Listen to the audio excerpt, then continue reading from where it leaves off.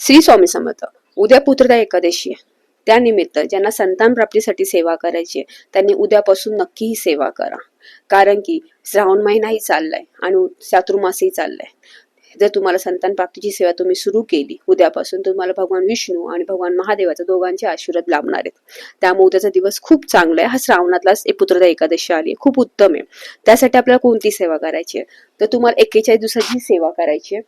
तुम्हाला आदल्या दिवशी म्हणजे आज किंवा तुम्ही उद्या जरी तुम्ही काय करायचे, खडीसाखर आणि नारळ आदल्या दिवशी स्वामींच्या मठात, केंद्रात किंवा दत्तगुरूंच्या मंदिरात जाऊन अर्पण करायचे आणि त्यांना प्रार्थना करायची की माझ्याकडून 41 दिवसाची सेवा निर्विघ्नपणे करून घ्या म्हणून त्यांना प्रार्थना करायची.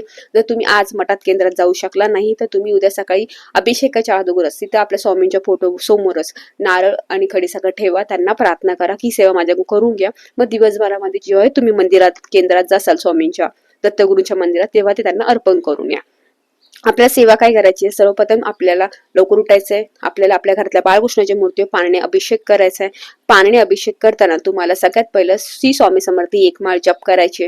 नंतर तुम्हाला संतान गोपाल मंत्र हे एक माळ जप करायचे. तो मंत्र नित्यसेवेमध्ये आहे. तो कोणता आहे, देवकी सुत गोविंद वासुदेव जगतपती देही मे तनय कृष्ण तानुमहा शरणागत, हा एक माळ जप करायचा मंत्र. नंतर तुम्हाला पुरुष सुक्तम 16 वेळाच म्हणायचे, फलश्रुती म्हणायची नाही, फलश्रुती शेवटच्या वेळेस म्हणायची.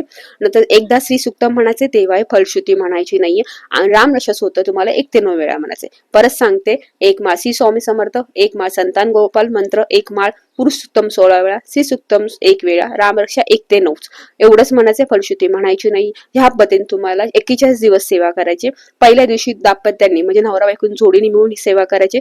दुसऱ्या दिवशी पत्नीने एकटीने जरी सेवा केली तरी चालेल. आणि जे अभिषेकाचं जे तीर्थ आहे ते नवरा बायको दोघांनी रोज प्यायचे. 40 दिवस 41 दिवस रोज कंटिन्यू दोघांनी मिळून प्यायचं आहे, हे लक्षात ठेवा.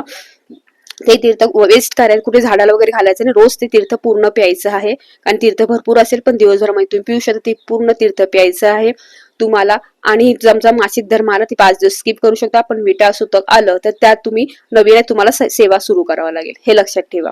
ही सेवा खूप प्रभावी आणि खूप चांगली आहे. मनापासून केली त्याची रिझल्ट नक्की भेटणार आहे.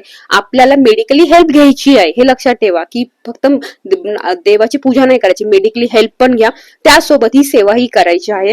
त्यामुळे तुमची इच्छित मनोकामना पूर्ण होईल, बाळ हेल्दी राहील आणि तुमची जी डिलिव्हरी वगैरे ती पण होईल, ती पण खूप छान सुंदर होईल. त्यामुळे सेवा तुम्ही करून बघा, खूप छान अनुभव भेटेल तुम्हाला. उद्या शक्य असेल दोघांनी मिळून उपवास धरा, हे लक्षात ठेवा. एकादशीचा पहिल्या दिवशी तरी उपवास धरा, संतान प्राप्ती एकादशीसाठी उपवास धरा आणि दानधर्मही करा, हे लक्षात ठेवा. श्री स्वामी समर्थ. श्री गुरुदेव दत्त.